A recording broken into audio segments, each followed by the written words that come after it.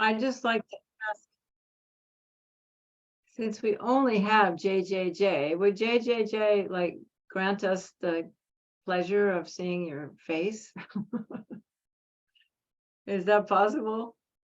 It helps, And the other thing, are you going to screen share the Foundation of All Good Qualities? Can you do that? Yeah. Okay. We don't have to do it yet. I'm going to give a little introductory talk, but when we get there. Yeah. So, yeah, we'll see how far we get. So, well, hello, Paula and Nicole and whoever JJ is. And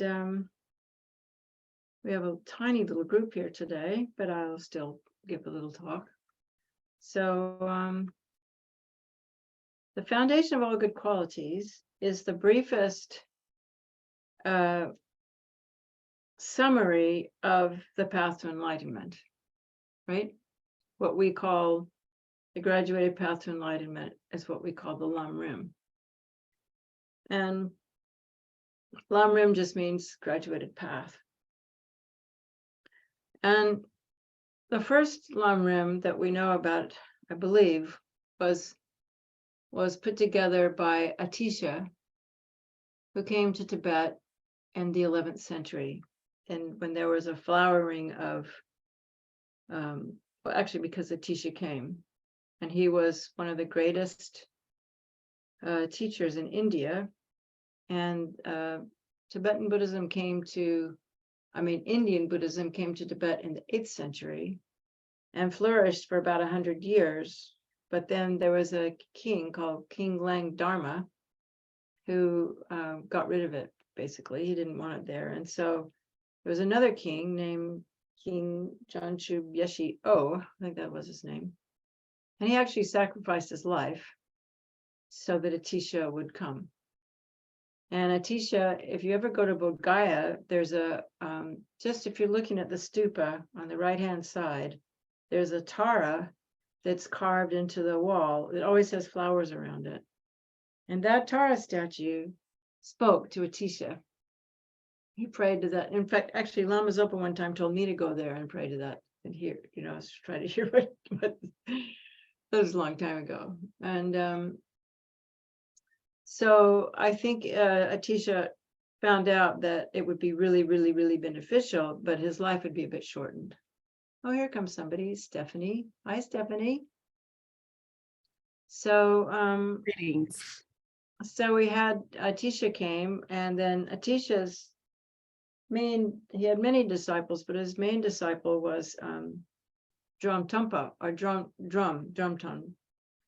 And he was a layman. And there's this great story of,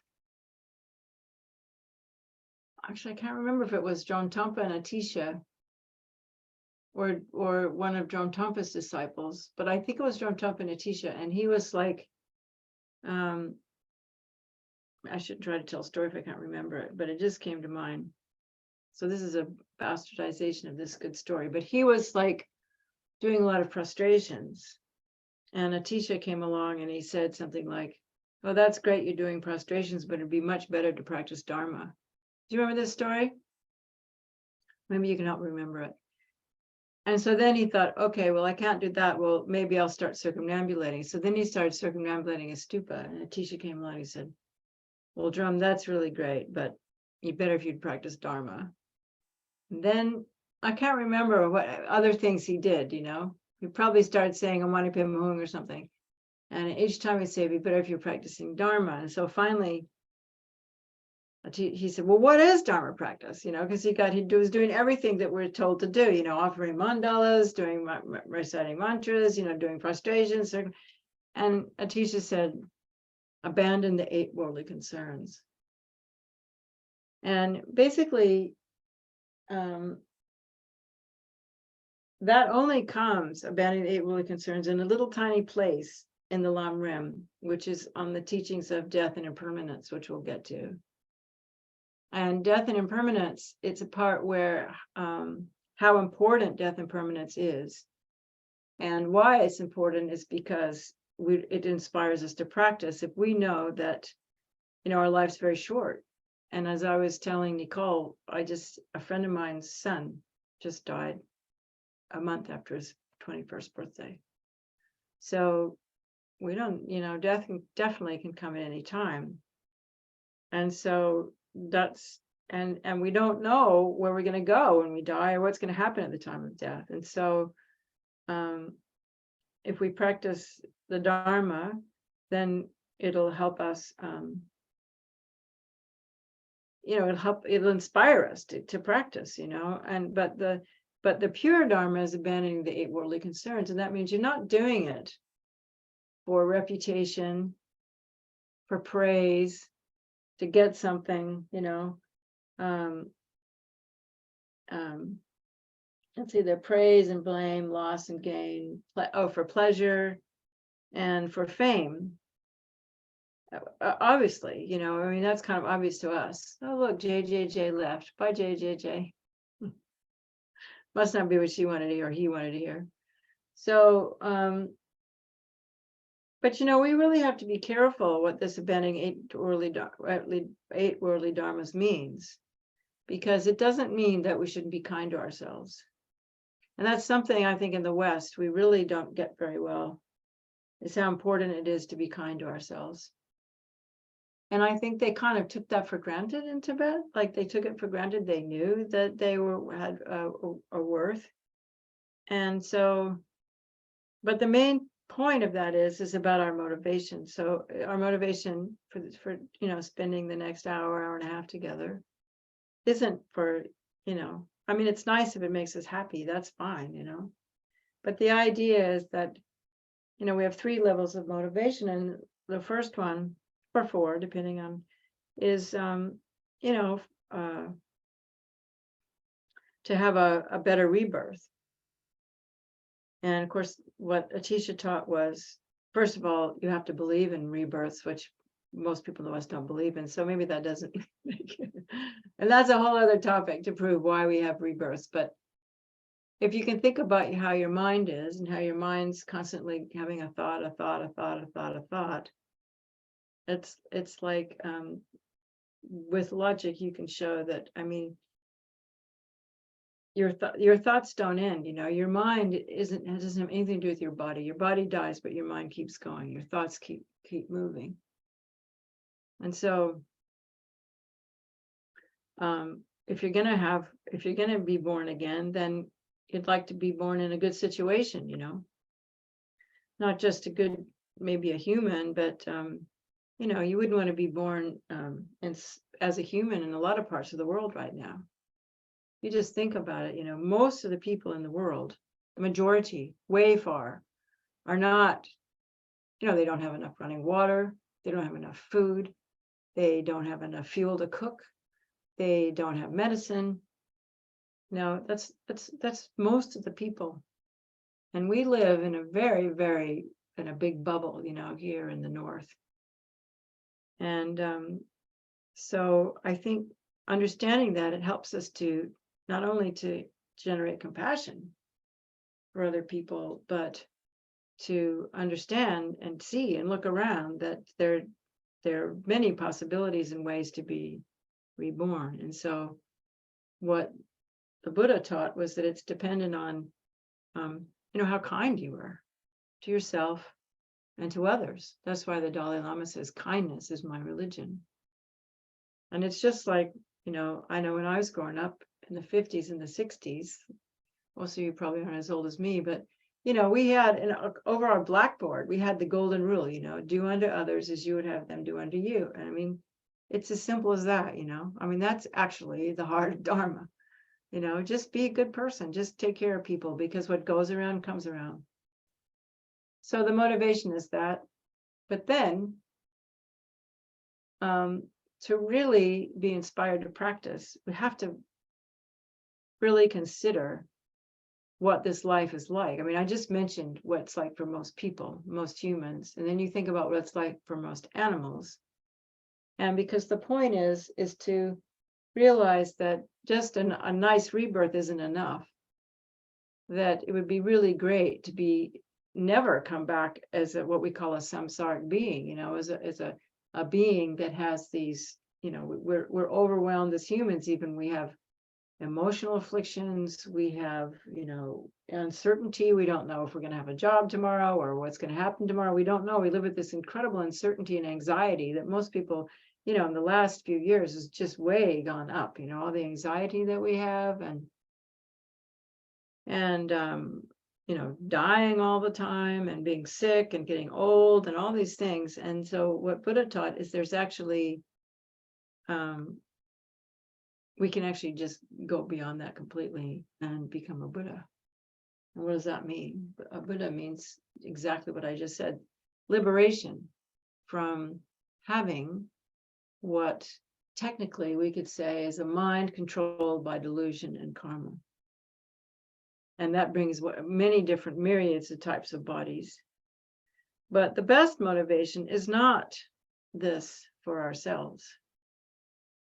I mean, we have to have it for ourselves, first of all, of course, but and I think this is what you read my thing about me as a teenager. I think this is what I was really concerned with as a teenager, is all the people.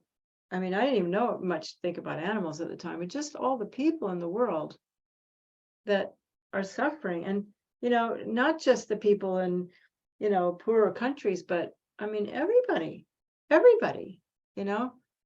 there's not, I mean, we go through phases of when we're happy and things are good, but I mean, we're old enough now, had enough experience, it doesn't last. And usually the things that we do to make ourselves happy don't really make ourselves happy, and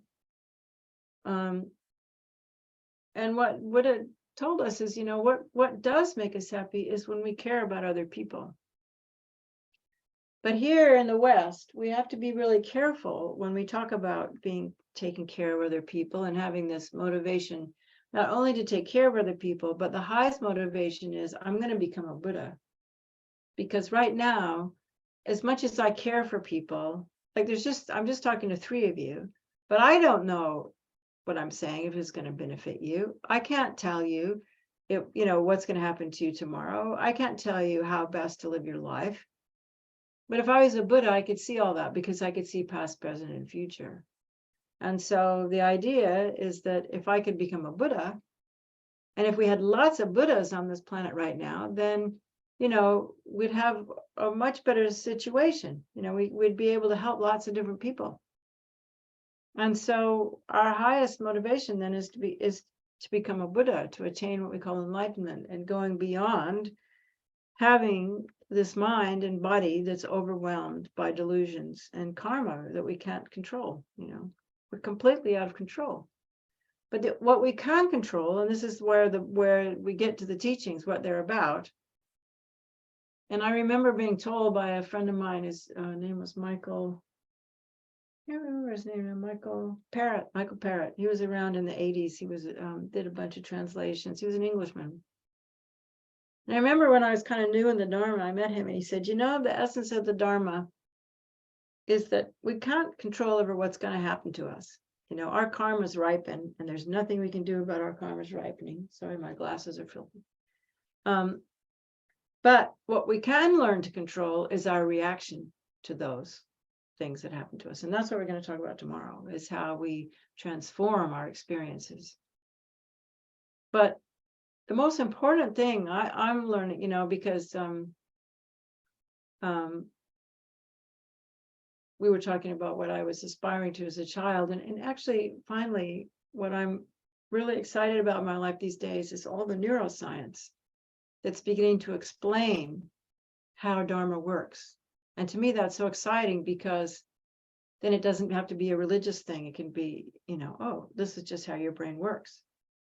But I think the really important thing to understand is that it's not like we're trying to change into something else. It's just that we're trying to let go of all the junk that's on top of our true nature. And this is what makes Buddhism different from Christianity and Judaism, as far as I know. I mean, I was raised in the Christian church. I went to church every Sunday until I was about 14 or 15. But how I understand Buddhism, it's just that our minds are actually pure from the beginning. We have what they call Buddha nature, or the nature of mind. You've heard these things, that our mind in its pure state is already enlightened. It is beyond delusion and karma. But the thing is that because we have these habits, then the habits are what obscure this pure mind. And so it's not that we really need to force ourselves or change ourselves. We just need to learn how to relax. Because if we can really learn how to relax, then that pure nature of the mind will shine through all of the thoughts that we have and what's in our nervous system. So it's not just our thoughts, it's all the feelings and all the, what they call in science, neuroception. Because what they're discovering in science, and this is what the Buddha taught too, is that we're constantly communicating with our whole bodies, with everybody that we come in contact with. And there's two things that we're doing. And this is how we evolved, as cavemen, or whatever you want to call it, We're constantly sending out feelers with our whole body, our whole nervous system. It's not just our mind is just our mind, I read a Tibetan Lama said one time, like, wherever there's blood, there's mind. And so that's been proven now with science, that our nervous system, we have nerves all over our body, and that nervous system is constantly communicating with every person that we encounter, and also our environment. And so it's always like bouncing off. It's like we have this radar, going on all the time with two things in mind. Am I safe? Am I safe? And are there nice people around me? Am I connected to people? Because if you think about evolution, those are the two things that someone, a hunter-gatherer living in the wild would need, are my people around me, and am I safe?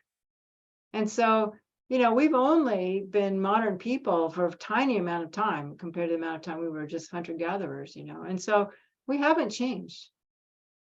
And so what happens is because now our life, there's so many people on this planet. Most of the time, this is still going on, but we don't feel safe and we don't feel connected. And particularly when we're very small children, this is the other thing. I'm just going to talk about, I don't care, it's not like, we'll get to the something, because this, I think, is more important. And so when we were small kids, as soon as we were born, in fact, when we're in the womb, that's already happening, And so what happens is that we have, like, our nervous system is, like this kind of this, we do come in with karma, but we sort of have this clear, clean state in a way, because it's a new body with new neurons going everywhere. But because the most important things in a human being is to be safe and to be connected, to have attachment, a good, not attachment in the way that we're, overwhelming desire, not desire is attachment, but, so love, affection, love, and a baby needs that more than anything in order to survive. So what happens is that if we're born in unsafe circumstances, which nowadays most kids are, because everyone's anxious, moms are anxious. Moms are anxious when they get pregnant, especially if you're Black, oh boy, I'm bringing another Black boy into the world. Is he going to get shot by the time he's 16? These are real things, We should think about that as white people, It's really real for a mother and a father. It's scary to be a Black person in this world, and that's disgusting. But that's another story. We know that one. And so what happens is, in order to do what we can to get this, love and safety, we kind of we become we learn habits and patterns that might not necessarily be healthy. Because, one of the things I learned is that if a mother isn't able to like reflect back to you the safety thing because they're stressed, then you don't even learn how to get a feeling of safety. So you can be, a little tiny baby and already have a very anxious ridden nervous system. And so when we come to then wanting to like practice Dharma, which actually requires to be really, in the ultimate sense, that because the way the Dharma works is we need to be able to meditate, we need to be able to look at our minds and concentrate on our minds. Well, if we're born into an anxious situation, our nervous systems get hardwired to anxiety right away. And so you wonder why it's hard for us to meditate, because we kind of have to retrain ourselves to have calm minds. And so the reason I'm telling you this is that there's no reason to beat up on yourself if your mind is always in a state of activity, and you sit there and you watch your breath and you get to maybe 2 breaths and you're back, looking around for safety, And so I feel that the most important thing we can do now as Dharma practitioners in the modern world, and this is a little bit different than what you get in the traditional teaching. You have to remember these teachings are, even Lama Tsongkhapa, that was 700 years ago. And 700 years ago, people were chilled, man. Even 50 years ago or 60 years ago in Tibet, they didn't have cars. They didn't have watches. Everything, all the food was organic. You lived in a village where everybody loved you. It was a completely different story. And so when we come to the practice of Dharma and we hear, the most important thing is to feed our self-cherishing, it just makes us more anxious. Because what we need to do is we need to learn how to be really kind to ourselves.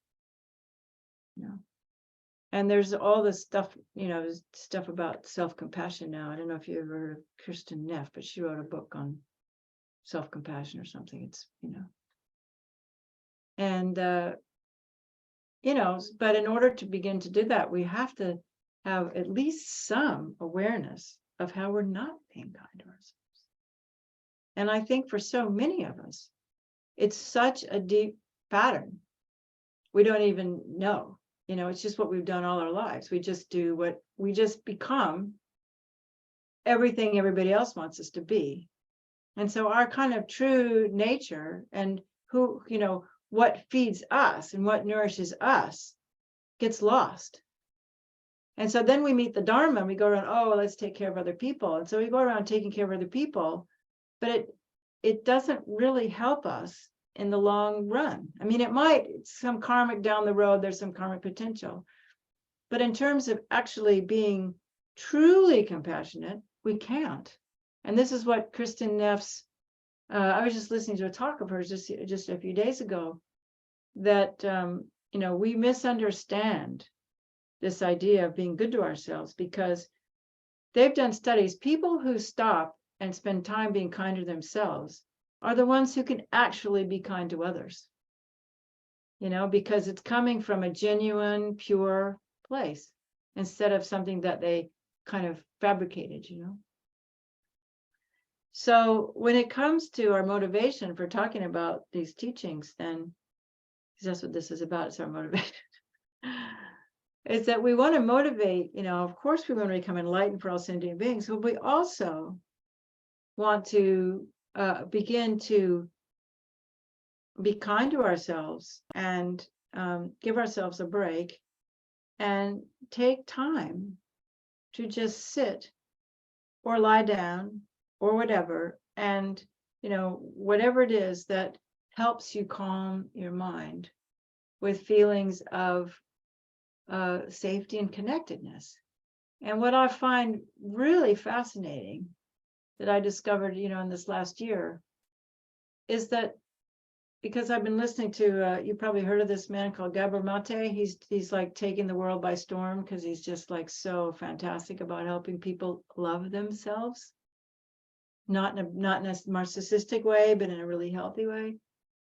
And so I did a workshop with him about a year and a half or 2 years ago. I can't remember when. I think it was 2021.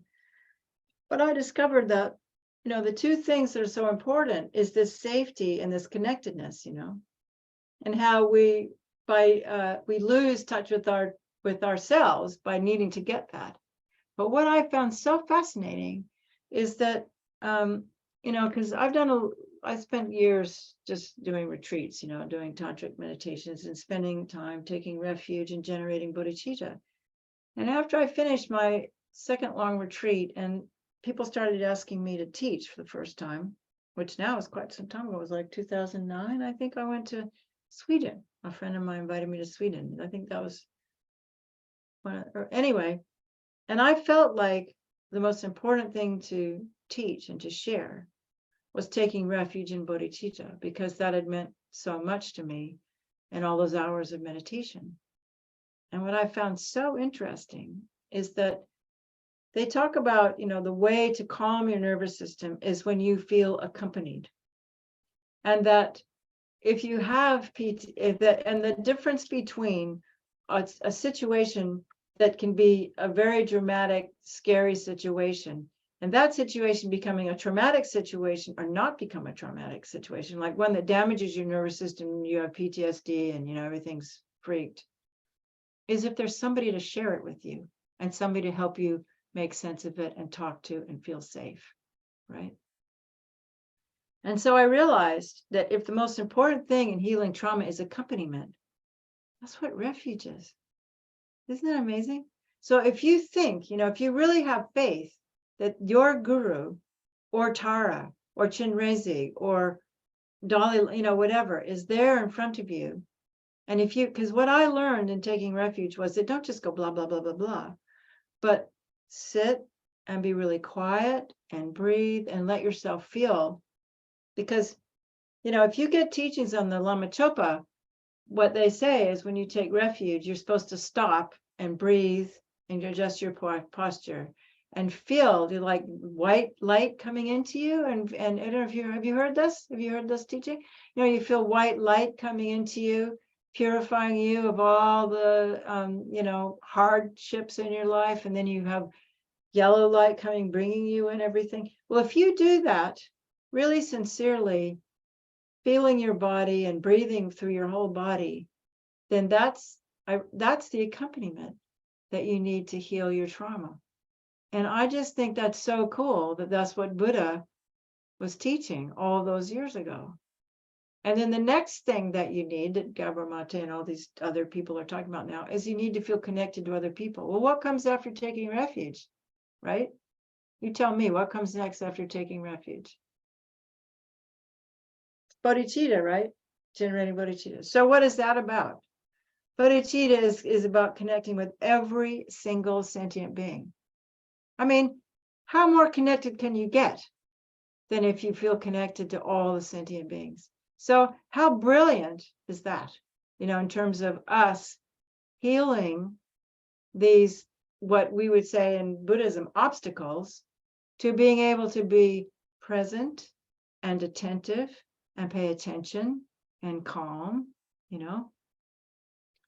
And but the deal is that you have to really feel it, and you have to feel it in your body for it to work and for it to change. And that's the other thing the science is showing. This is what's so exciting for me, is that you can learn, like I've been studying different parts of the brain, right?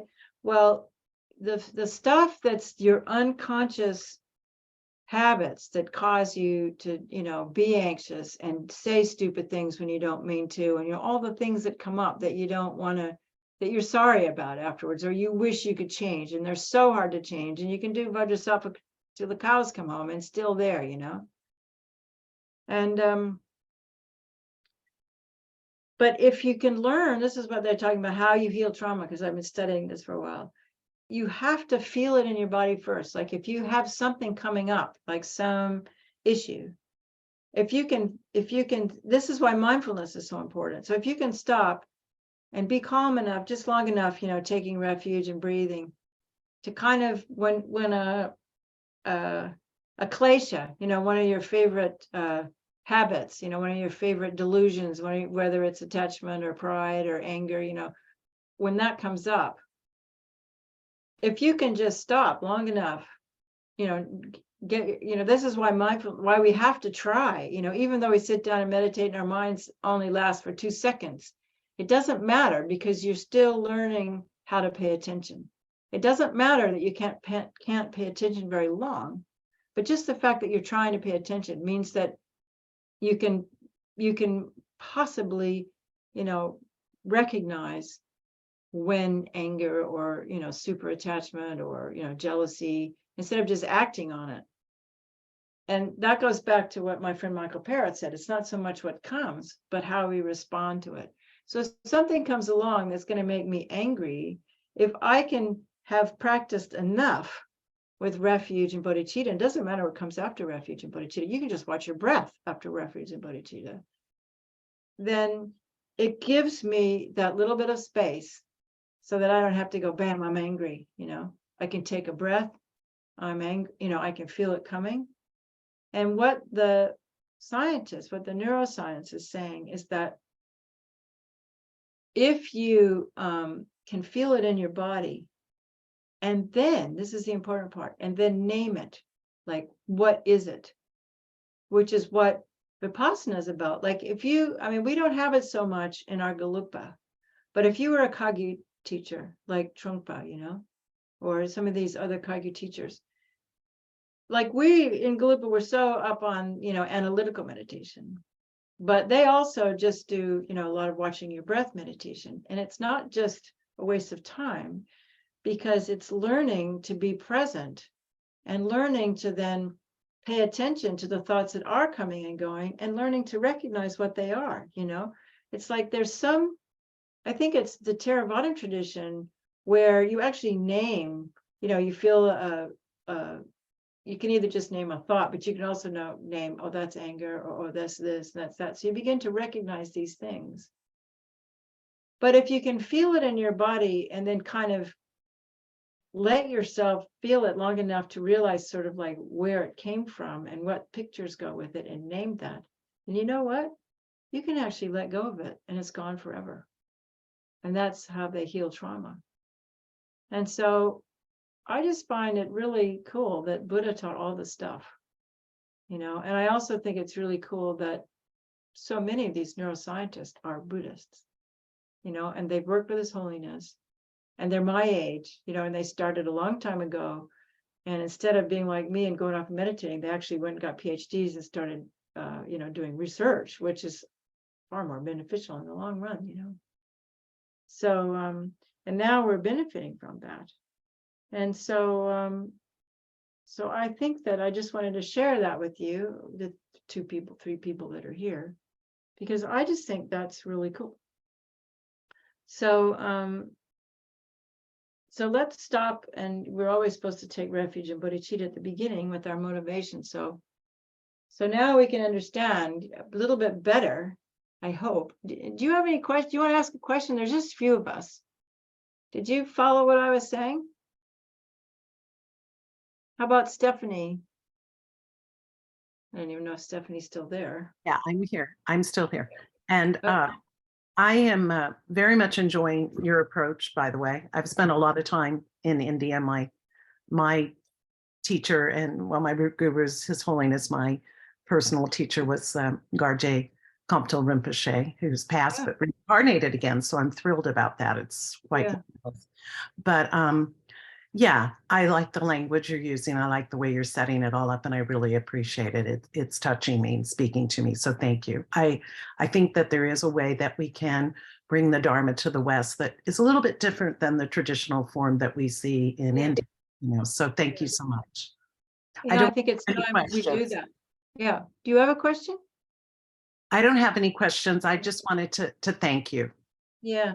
No, I think this is where we have to go, with Dharma in the West. And this is what's exciting to me, because, Lama Yeshe told us 45 years ago, we need to make Western Dharma. And it's like, wow, it's finally coming how we can, you know? And so that's why I'm like enthusiastic about it, because you see, I've been around for a long time and I've watched people get sicker trying to practice Dharma, you know, because if we're constantly going around benefiting others and trying to squeeze ourselves into different ways of being, you know, taking robes or doing this or doing that, and, you know, instead of getting less neurotic, a lot of people get more neurotic when they become Buddhists. I'm sorry to say, but that's, I mean, I've been watching this for a long time now. And so that's been my interest, you know, for the last 20 years. It's like, well, how are we going to do this so that it doesn't make people more sick? You know, because the teachings are beautiful, you know, they're really beautiful. But thank you. Thank you for letting us see you, you know. And but we have to, you know, Lama Yeshe said, you know, one of the things Lama Yeshe said was, we have to forget Tibetan culture. And so, you know, for me, for these 40 years of like, well, what is culture and what isn't culture? And I think part of what is our culture and not their culture is this thing of being totally loved and accepted as a child, you know, we just don't get that. And part of it is our Christian thing is like, oh, this is like, I made this thing and it's going to be what I want it to be. Whereas in Tibet, it's like, oh, who is this? And they have these, and I have some Tibetan friends, they just let their kids run around and be totally, you know, what we would call undisciplined until they're about 4 or 5, because they're learning who they are, you know, and nobody's trying to stop them, you know. And they're also getting this incredible unconditional love, but we're like, you know, we get conditional love right from the day one, you know. So, but anyway, so let's take refuge, and then I'll actually do a little bit of traditional talk that I had planned, but I just can't help talk about this stuff because I'm excited about it, you know. So yeah, well, I need to put my glasses on so I can read it. Okay. Oh no, I can still read it. So let's just so we'll set up taking refuge. And you all know how to take refuge, but we're going to visualize the Buddha.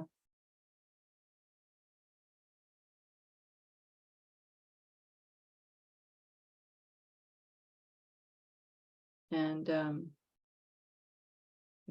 or if you want, you can visualize the Guru, whatever is more touching for you. I think the point of taking refuge is to create the visualization that touches your heart, not what you've been told is the right one. Because the whole point of Dharma is only going to work if it's not intellectual. I mean, it's really great to learn everything and know all the 10s of those and the 5s of those and, you know, recite prayers and everything. But what transforms you, and we're looking for is transformation, is feeling it in your heart. So just stop for a moment and let's just attune ourselves to ourselves. Here I am in the UK. I don't know where Stephanie is, but maybe you're in Florida. And we have our other friends, Paula and Nicole. And we can imagine we're sitting in a room together. We connect to each other.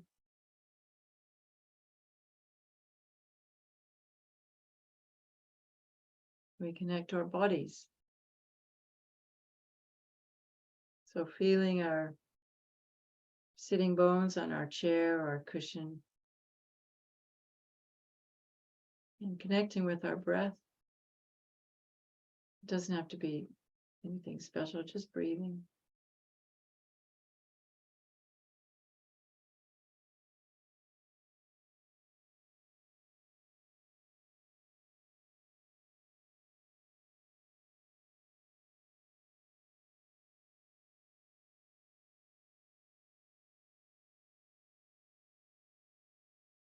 And bringing our awareness into our whole body so that we can imagine maybe one way to do it is to feel like our body's hollow, because we want to be able to fill it up with light and love. So we feel our toes, and the tops of our feet and the bottoms of our feet and our ankles, our heels, our calves, our knees, our thighs.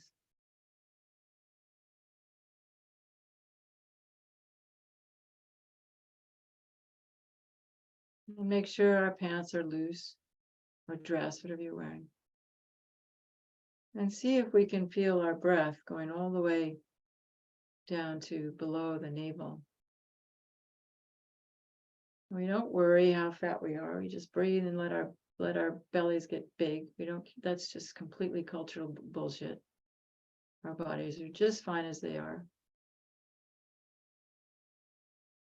And just breathe into the lower part of our body.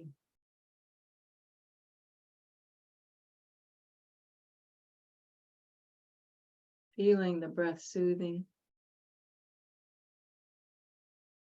Maybe imagining that as we exhale, that the breath goes down our legs, into our feet, down through our root chakra into the earth, rooting us, connecting us with the earth. Maybe even feeling a little bit of gratitude for Mother Earth.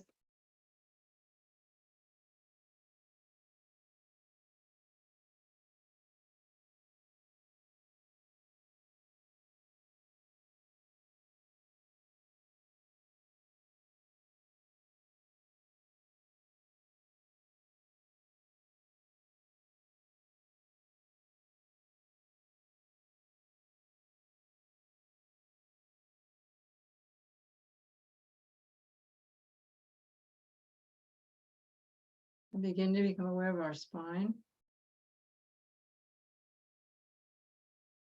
and our ribs. And feel the breath now, the diaphragm expanding under our ribs. Letting our ribs expand out so that our ribcage feels bigger.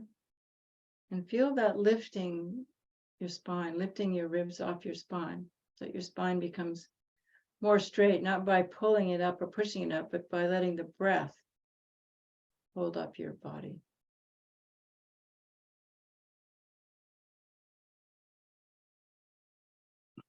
Breathing into the kidney area.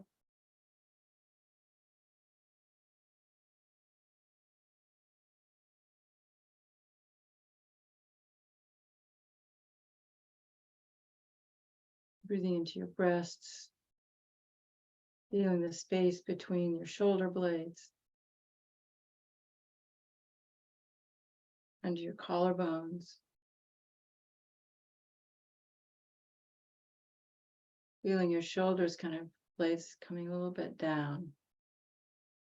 As your shoulders expand, as you breathe right up as far as you can, really open up those lungs.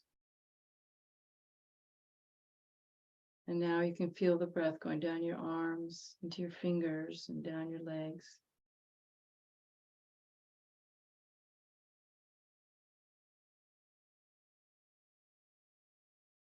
And feeling the spine going all the way up to the base of the skull, so then you breathe into your throat.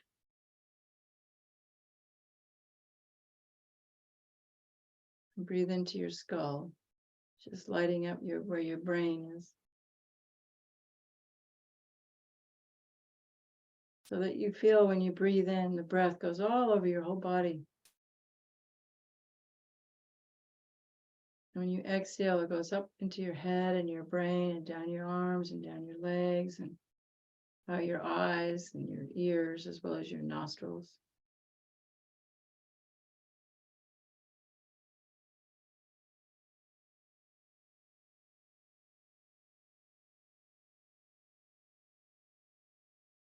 And feel the very top of your crown. And bring your awareness right up to the top. And notice how that kind of lets your chin come down a little bit as you're aware of the place at the back, the base of your skull, where that connects into the spine. And take your awareness to the inside of your mouth. And feel the very back of your throat. And just imagine that there's It's relaxing and opening, almost like you have the space of a ping pong ball in the back of your throat.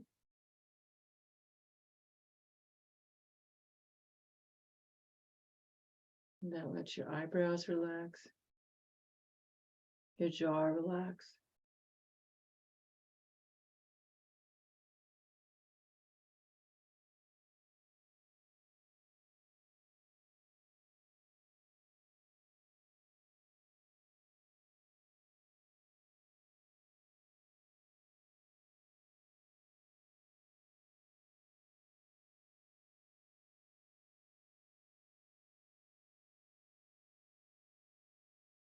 So we're breathing with our whole body, lighting up the whole nervous system.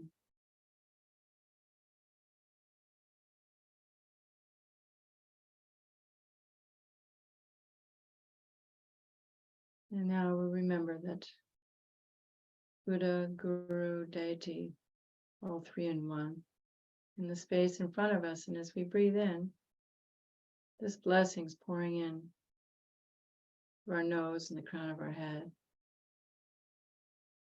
with this white light. So that as we breathe in, we just feel this kind of blissful relaxation and peace and calm and love coming in.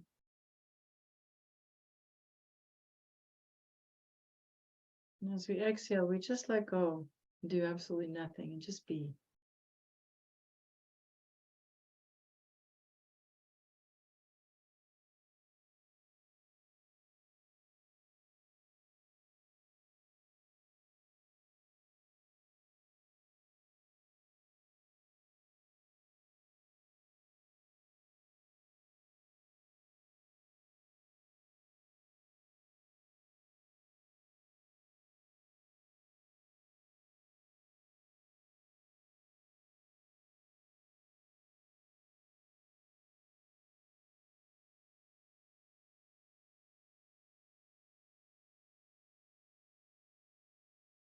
And just know that whatever painful situation in our past, in our present, even the future that will come, as we breathe in, it's all being kind of soothed, like a baby being picked up when they're crying.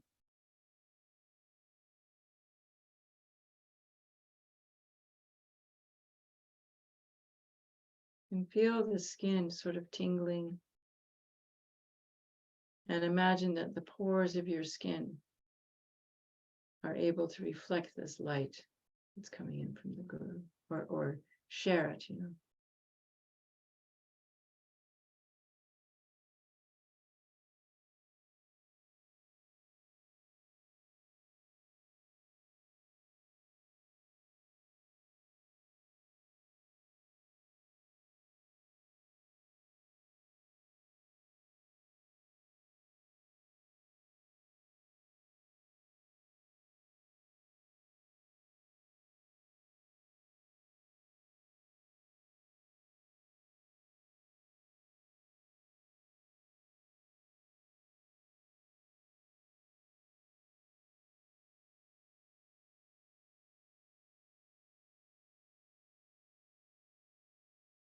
And then we recollect the qualities of our gurus, His Holiness and Stephanie's guru that's back, and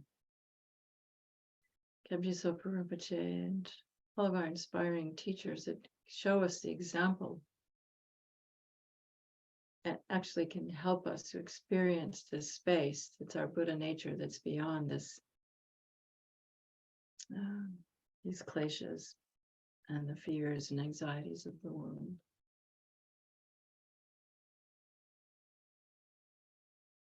And we make a little aspiration to be like them.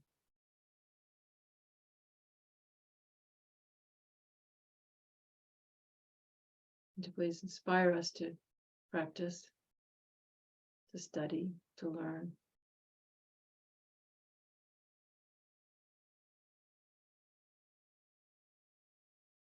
And to not be discouraged. And to not expect to have great progress, but just to show up every day and practice. And let us feel their love. Just imagine, you just imagine it first. You feel that coming in and soothing all us over the inside, all of our whole body, mind.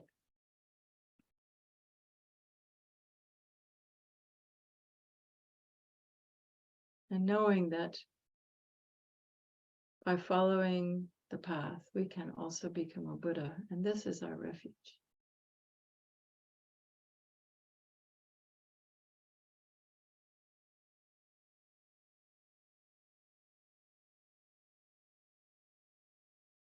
And the Buddha, the Dharma, and the Sangha. And one way to think about the Sangha too, it's not just like the great Sangha, but all of us, our friends, because it's through being around our friends that we really get to practice. We get to we get to exercise all our patience and perseverance and love and compassion. If we didn't have Sangha, we wouldn't have the opportunity to learn and grow. So they're our refuge, even in that respect. Even the people that are the most irritating, in a way, are our refuge because they're the source of our inspiration and prayer and chance to practice our newfound way of being in the Dharma, which means loving everyone, realizing that people who harm are just harming because they're hurting. They don't know any other way to be.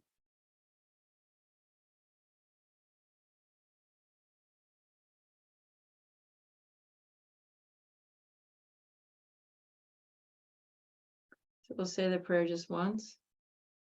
I go for refuge until I'm enlightened to the Buddha, the Dharma, and the Sangha.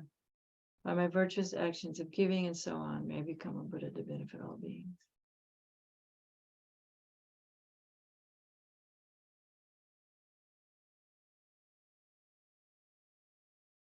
So we can have certainty that there's some purification going on with every breath we take, this white light.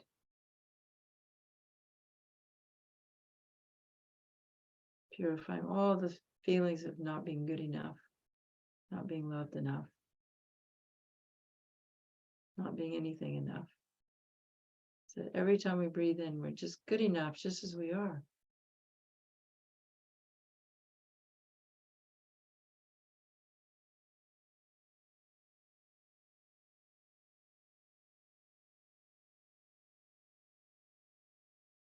And then we pay attention to our chest and our heart. And we imagine now the yellow rays are coming. Again, with all this love. And it touches our heart and sends this yellow light all throughout our bodies and out through our pores. And connects, as we visualize our Father on our right, our Mother on our left, all our friends and family and all sentient beings. So as we breathe in these incredible blessings from the Buddha, the Guru,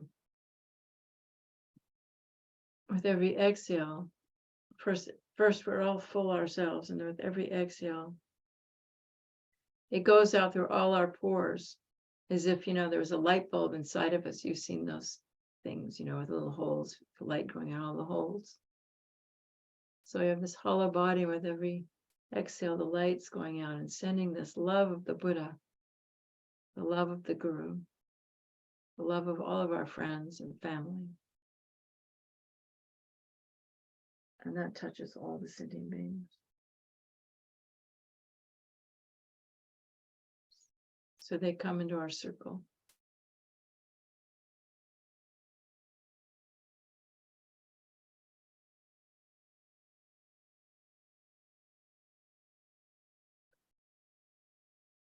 So then we just recite the prayer again, this time with the yellow lights coming in and filling us up with this love for all sentient beings. It becomes bodhicitta, the wish to attain enlightenment for all sentient beings. So again, we say, I go for refuge until I'm enlightened to the Buddha, the Dharma, and the Sangha.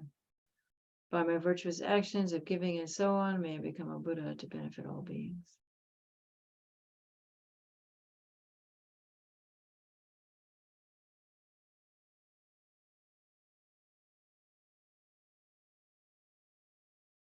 So we can do it a little bit like Tonlen, you know. But back when we breathe in the blessings of the Buddha. When we breathe out, we give it to all the beings.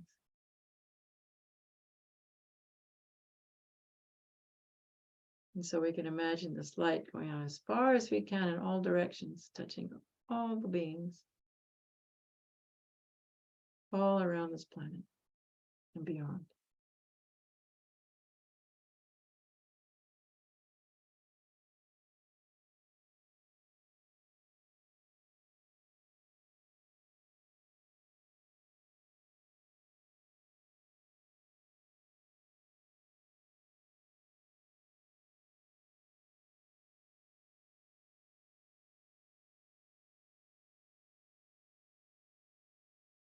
We say the prayer one more time. I go for refuge until I'm enlightened to the Buddha, the Dharma, and the Sangha. By my virtuous actions of giving and so on, may I become a Buddha to benefit all living beings.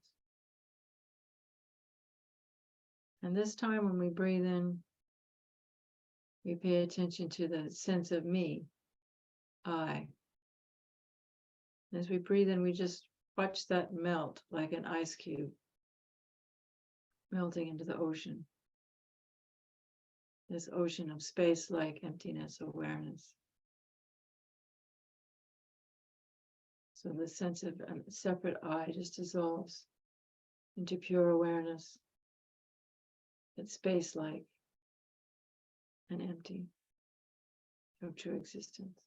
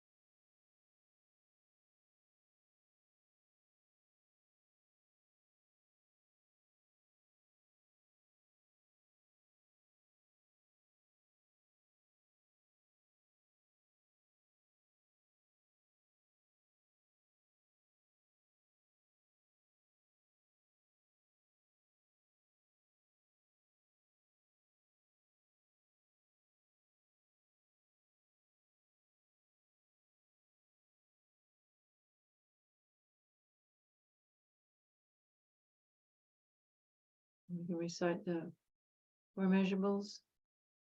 All beings have equanimity, we have attachment and aversion. So we breathe in that, giving it to ourselves, and then once we exhale, we give it to all the sentient beings.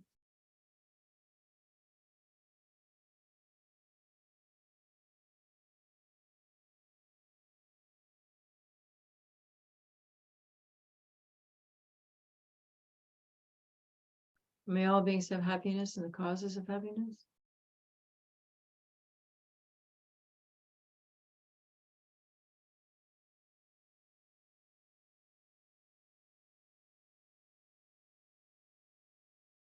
May all beings be free of suffering and the causes of suffering.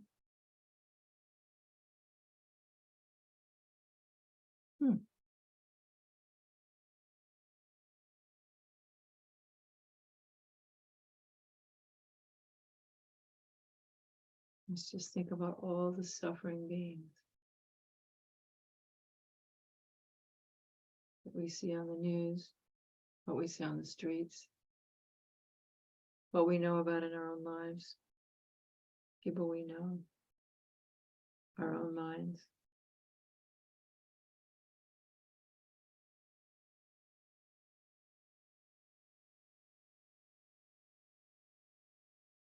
May all beings find good rebirth and the bliss of liberation. I never heard it like that before. I thought it was bliss. Maybe that's the same thing.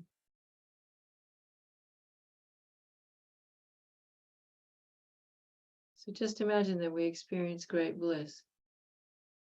And with that bliss, we meditate on emptiness, just letting go. And just breathe. Breathe in the smiles of all the Buddhas.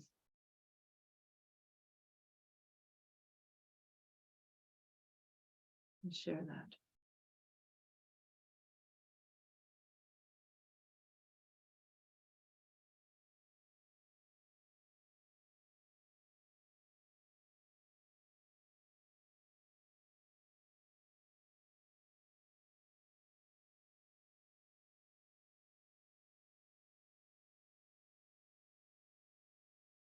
Okay, so we just spent an hour introducing the subject. Now we have half an hour to talk about something that's going to take about 3 weeks.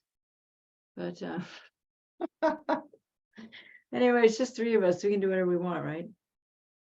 But what I was going to do is just talk a little bit about Lama Tsongkhapa. And Stephanie, do you know much about Lama Tsongkhapa? Or how about you, Paul? Have you heard much about Lama Tsongkhapa? Yes.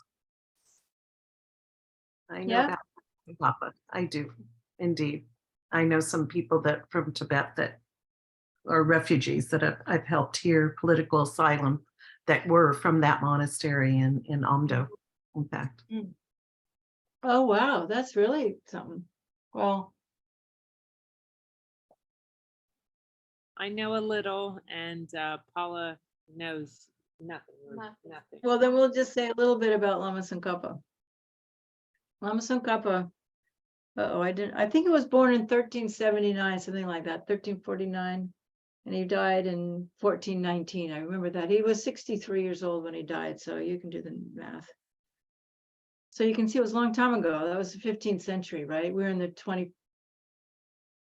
Are we in the no, we're in the 21st century, right? Yeah. So 700 years ago, 600 years ago. But there's some kind of cool stories in that he was a young man at the time when Buddha was around. So that was 1,000 years before. And he was the son of a Brahmin. This is the story anyway. And he offered the Buddha, I think it was a mala.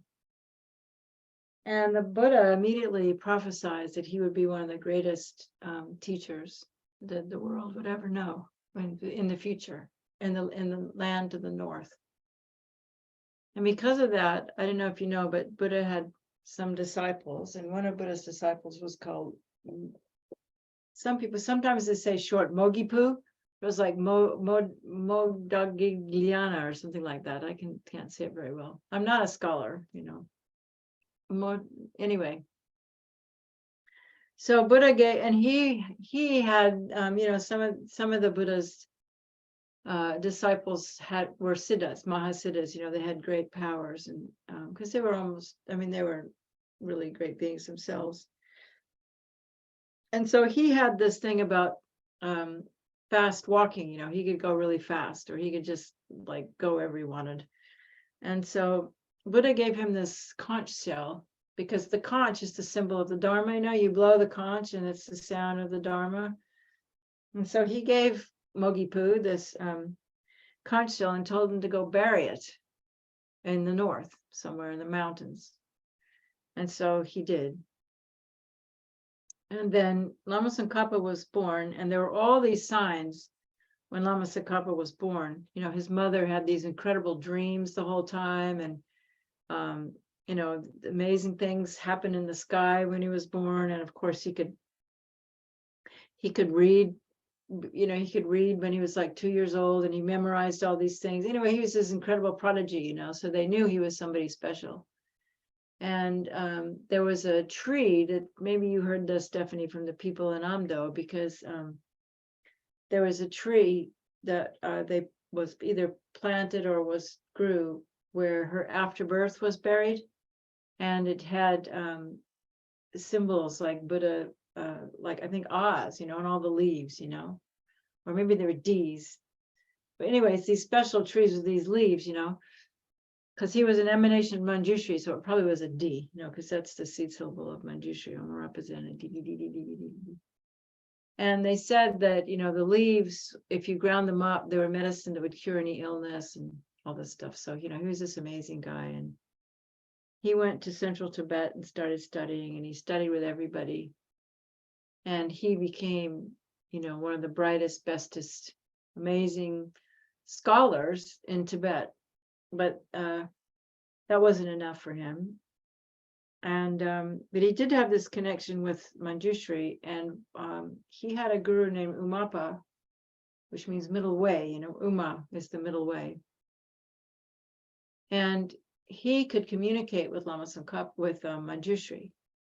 And so the thing that Lama Tsongkhapa did that was so great, one of the things he did anyway, is that he went through all the sutras and clarified all the discrepancies and all the things that people didn't understand.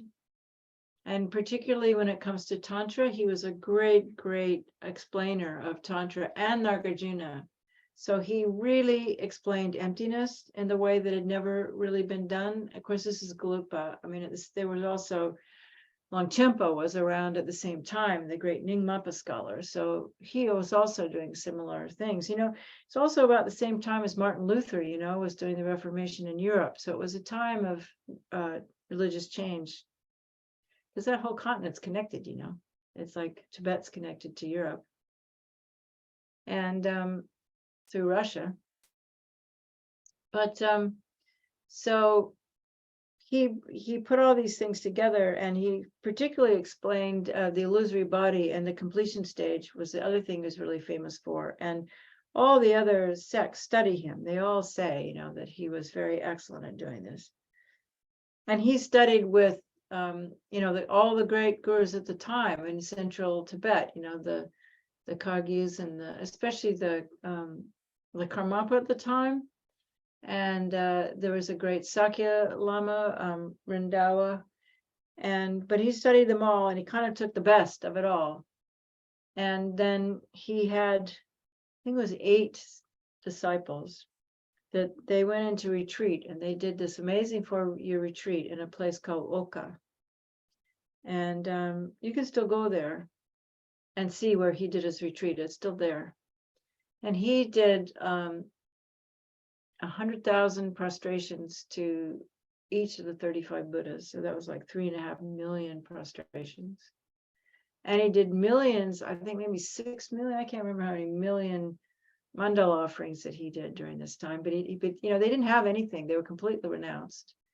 And so he did it on a stone. And apparently he did so much rubbing, because you do a mandala offering, you rub like this, he rubbed his skin down to the bone. And they did this Chulin practice. Have you ever heard of Chulin practice? They were basically breatharians. It's this practice that actually Lama Yeshe had us taught. We were taught in 1982 by his best friend Geshe Jumpa Wangdu. You may have heard of if you read Big Love. But Geshe Jumpa Wangdu perfected this practice himself and attained enlightenment in that lifetime. He got Shine in a cave up in India, and then came back to around where Lama Yeshe lived, up in Tashida, and he was there too. But what it is it's a practice where it's a Vajrayogini practice, where you visualize the power of the 5 elements going into a pill. And all you do is eat 1 pill 3 times a day. But that's how you can get Shine, because I've tried, from experience, I can tell you that eating is the biggest obstacle in retreat after you've gotten rid of all your other obstacles, like you're happy to be by yourself, and you're happy to, not see anybody, and years go by. But, every time you eat, your winds get upset, and you're always hungry, and you're always having to eat.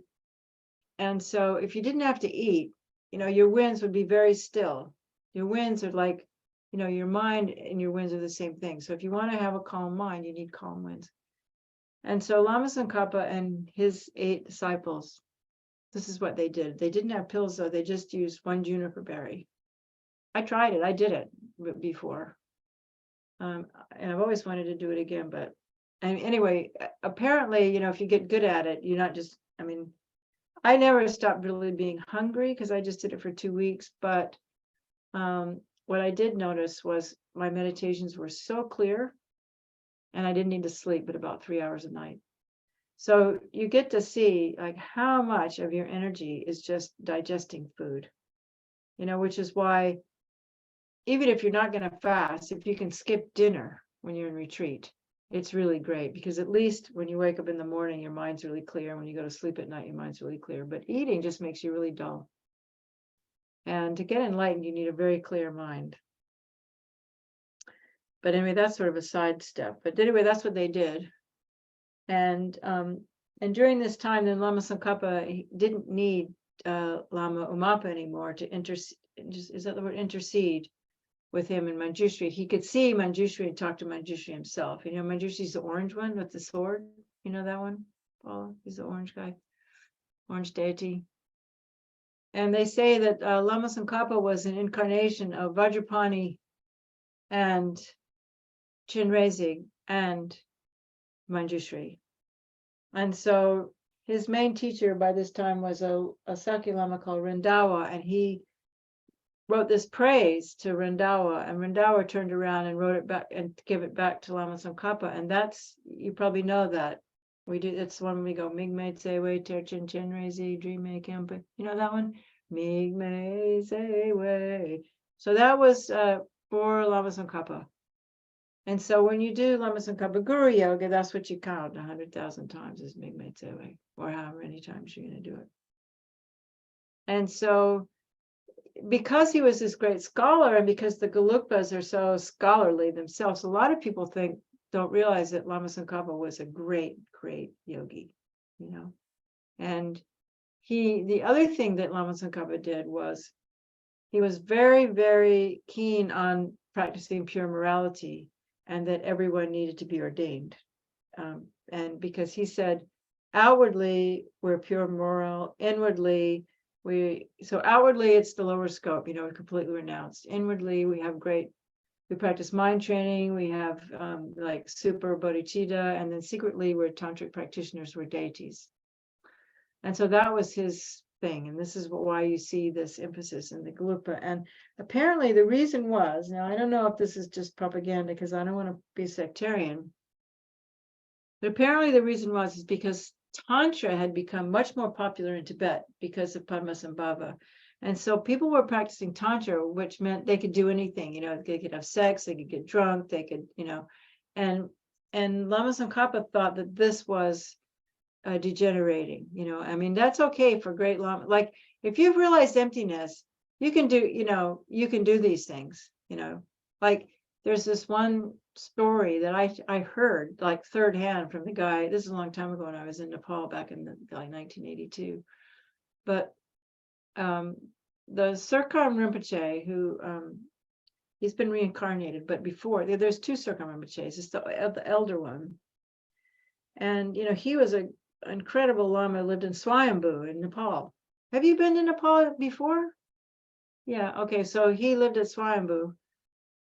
And he had this Western monk who was a disciple, and Serkan Rinpoche had a consort, and he drank alcohol, and he was a Gelugpa Lama. And so his student was like, well, why can't I do that?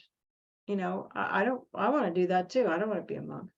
And apparently, I don't know when you went to Kathmandu if you could see that, but there was this place called Pig Alley that wasn't that far from Freak Street. And I mean, it's all changed now, but this was in the, in the 70s and early 80s.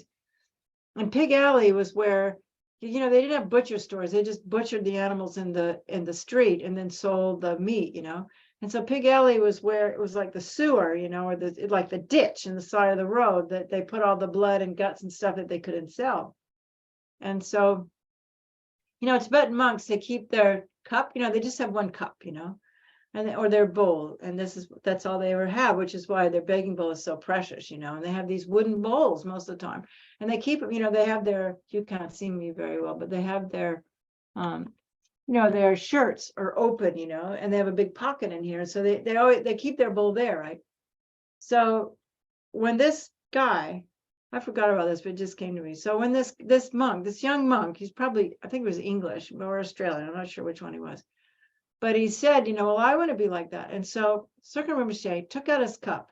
He reached down and scooped up that gory, horrible stuff, probably full of bacteria, and drank it down like it was the most delicious thing he'd ever drunk. And he said, if you can do that, when you can do that, you can have sex and drink alcohol. So this is what Lama Tsongkhapa was about, I always thought that was a great story. And I don't know that many people who know it, because I was told by someone who was told by him, or maybe once more removed. And so Lama Tsongkhapa was totally all about that. And so then after he finished his retreat, and he was so keen on enlightenment, on morality, that, they talk about, to do the final stage of Tantra, you need a consort, And of course, Kirti Sintra Rinpoche said that's not necessary. You can actually visualize it. But the legend, the story of Lama Tsongkhapa is that he postponed all that because he didn't want to have a consort. And so he waited, and he did his final stage of enlightenment in the Bardo. Because when you're in the Bardo, you no longer, you don't have this gross body. That's to get enlightened, you have to bring all the winds in the central channel. And to do the final entering of the winds in the central channel, where you have the union of the clear light and the illusory body, that can happen at the death time if you don't do it beforehand. And so Lama Tsongkhapa waited and did it then.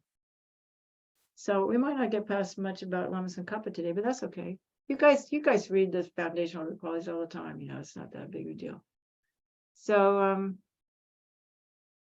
that I just want to tell you a little bit about Lama Tsongkhapa. And so then afterwards, when he was at Ulka, he decided it was time to build a monastery. And so if you go to Tibet, Ulka you have to go all the way around this mountain range to go from Ganden to Ulka. But if you were walking, you could go over the mountain range. And I was told it's actually a trek. You can do it. It just takes about 3 days or something. And so Lama Tsongkhapa, and I don't know who he took with him, but he walked over and he went to this place, Ganden, and decided this is where he was going to build his monastery. And because of Rabina, I got to go, because one time Rabina had it scheduled, she takes these pilgrimages. I don't know if she still does, but she used to go to Tibet. It was 2007. And she couldn't go. And so I was so kind, she asked me to take her place, because I never had any money. So I got to go to Tibet, and we went to Ganden. And it's really cool. It's the most amazing, it has the most beautiful views. It's really an incredible place. And they, Lama Tsongkhapa well, first I've got a few things to tell you, but so as they were, building the first monastery, as they were digging, they unearthed this conch. If you remember at the beginning, I said Mogipu brought a conch and predicted that whoever, it's a lot like the sword and the stone, like King Arthur, So he dug up this conch, which meant that he was the second Buddha that Lord Buddha Shakyamuni had predicted. And also they said that he was a reincarnation of Padmasambhava. So that's another reason to have no sectarianism, because, Padmasambhava, Lama Tsongkhapa, same thing, so why should we care if we're Nyingma or Galupa? It doesn't matter, We can take all the teachings. So this was his greatness. And another story that a lot of people don't know, that Lama Zopa told me one time, that, I was with a group of people doing Vajrayogini self-initiation on Zoom. There were like 80 of us. And a lot of people don't know, and someone brought it up, that the song of the Spring Queen that we always do for Sog, Deje Shepa Tamche Dong Pawo Da, I do it in English, but that, I remember one friend said, oh, did you know that was written by Lama Tsongkhapa? And I said, yeah, but get this, Lama Zopa told me that he didn't write it. But when they finished building Ganden, they did a big Sog offering, and the Dakinis appeared in the sky, and they sang that song. So it got written down, and it became part of the, the main liturgy of our Lama Chopa, our Sog offering. So that's a cool thing to, I'm just telling you stuff you probably might not hear other places. So, yeah, so that's the greatness. And then the other thing that Lama Tsongkhapa is really, really famous for is his Lam Rim, the graduated path to enlightenment, which about 10 or 15 years ago was translated into English by, it's really great. And if you can't read that, then the one that Lama Zopa recommends is a book called The Easy Path. Have you seen that? I mean, it's much shorter. And it's a commentary by Khensur Losang Jampa Rinpoche. I don't know if he's ever come to your center, but for a while he was at the Guya Samaja Center. And he lives in San Jose now, but he has a center up in Connecticut. He's going to be giving a whole series of Tara teachings. I think it's happening now, or it's happening really soon, if it's not now. And but anyway, so that's a really good book. And you probably know Lauren Ladner. Lauren is the one who put it all together, Keshi Losang Jampa's teachings. So if you want an easy to read Lam Rim that's not very long, read The Easy Path. And it's really good because he gives at the end of each one meditations that will help you realize each part of the Lam Rim. Because Lama Tsongkhapa's Lam Rim is really great. But the thing that's so great about Lama Tsongkhapa's Lam Rim, they talk about the four greatnesses. And the one thing that he did is he went through, I mean, Atisha had already done it, but Lama Tsongkhapa went and did it again. But he showed that all of Buddha's teachings are consistent, that there's no contradiction in Buddha's teachings. Even though he taught different things at different times at different places, they're not contradictory. And the other thing is it has the essence of all the Buddha's teachings are in the Lam Rim. And the really great thing about the Lam Rim is it's taught as meditation instructions. So it's not necessarily taught like, scholarly stuff that you need to memorize, but it is the path, how you, do the meditations so that you can, gain the path to enlightenment. And so he made it so that all of Buddha's teachings, because there's like how many, 84,000, sutras and all this. So he put it all together in this one form, and that also just shows how great they are. And that because he put it all together, then it says in the Lam Rim that it saves you from the fault of rejecting anything. There's nothing to reject. So you can so that's the greatness of the Lam Rim. And the other thing is that it contains the main subjects of Sutra and Tantra and what their key meanings are. It's easy to practice, And so it also, you see that when you hear the sutras and the teachings, like after Buddha died, you had, when you see like the Lama Chopa merit field, you have Maitreya on one side and Manjushri on the other side. Manjushri's on Buddha's left and he's on his right. And that's supposed to be the method and wisdom. But Lama Tsongkhapa put all that together. So there's no contradiction between, what Maitreya taught and what Manjushri taught, even though, and he put it all together so that also all the tenets, like you can understand all the tenets, even though he talks about, Majjhimika Prasangika being the best, but they're all beneficial, Chitta Mantra and all of them. So this is the great benefit of the Lam Rim. And we're just about out of time, but I want to get to the punchline, which is the foundation of all good qualities is the very most simple quintessential Lam Rim. So if you want to know about what the Lam Rim is, then it's the foundation of all good qualities. And Lama Tsongkhapa wrote that too. So he wrote this huge, big thing, and then he wrote this tiny little thing that you can recite in a minute or two, and you can memorize, and it's easy. And so that's where we got to, because it's time to stop. But the other thing I did want to say, just since we're just being personal friends here, in terms of, a short Lam Rim, I really, really prefer the one that's in the Lama Chopa.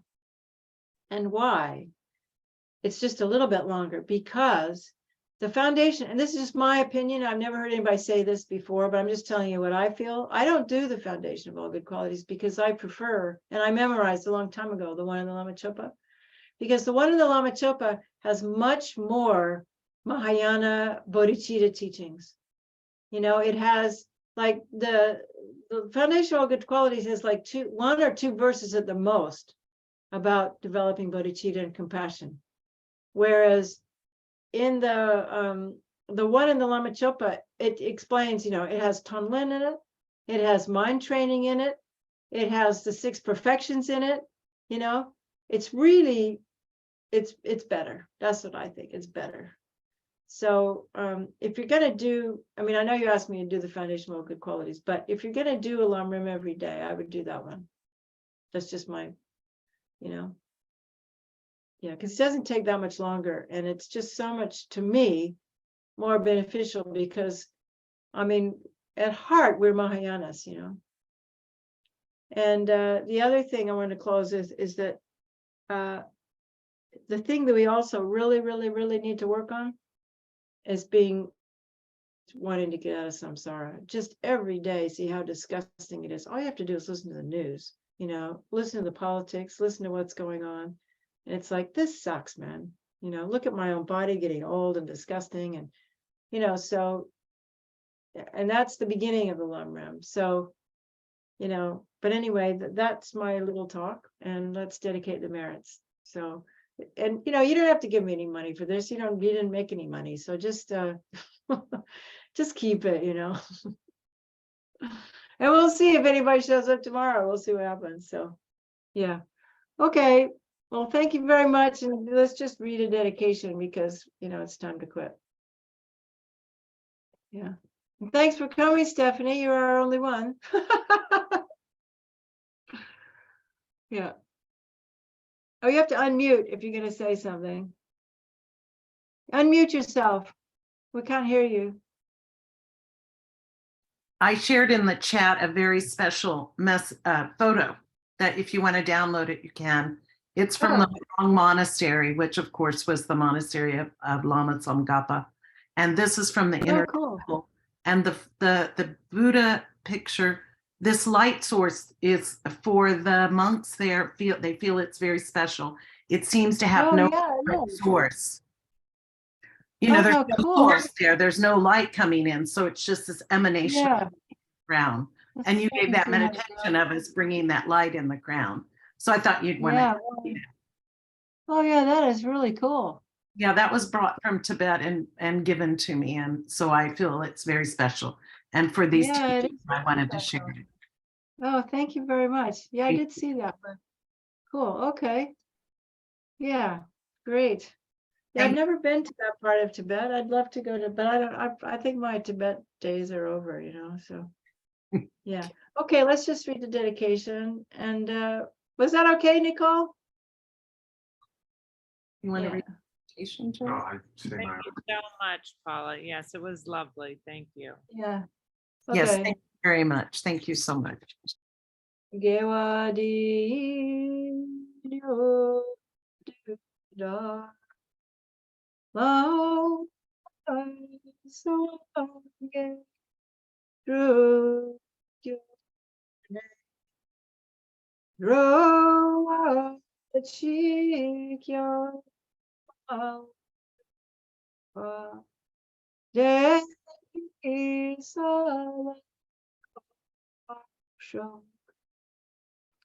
Due to the merits of these virtuous actions, may I quickly gain the state of a Guru Buddha and lead all living beings without exception into that enlightened state.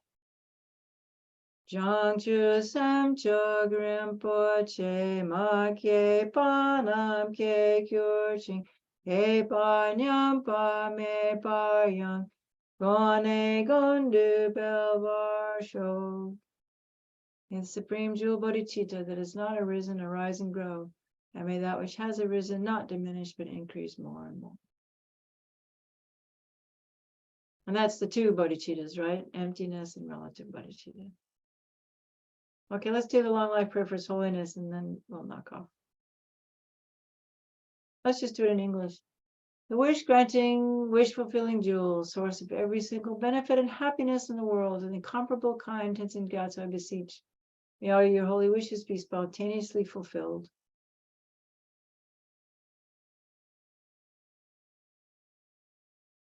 And then for the long life of His Holiness and the long life of Lama Zopa Rinpoche. And for all you guys, you have long life too. It takes a long time to get enlightened. And may you always meet with perfect teachers in all your future rebirths. And may we have peace in the world and sane leaders so we can do something about climate change and all this stupid, ridiculous stuff. So let's hope we can change the karma of our planet and be around in a few more 100 years or even 100 more years. So let's remember to rejoice and seal with emptiness and how wonderful it is. So thank you guys. Bye. Thank you so much, Paula. Thanks, Yeah. Stephanie, for joining. Thank you. Yeah. Very much. Paul and Paula, thank you. Bye. Thanks for the picture. Bye-bye. Bye.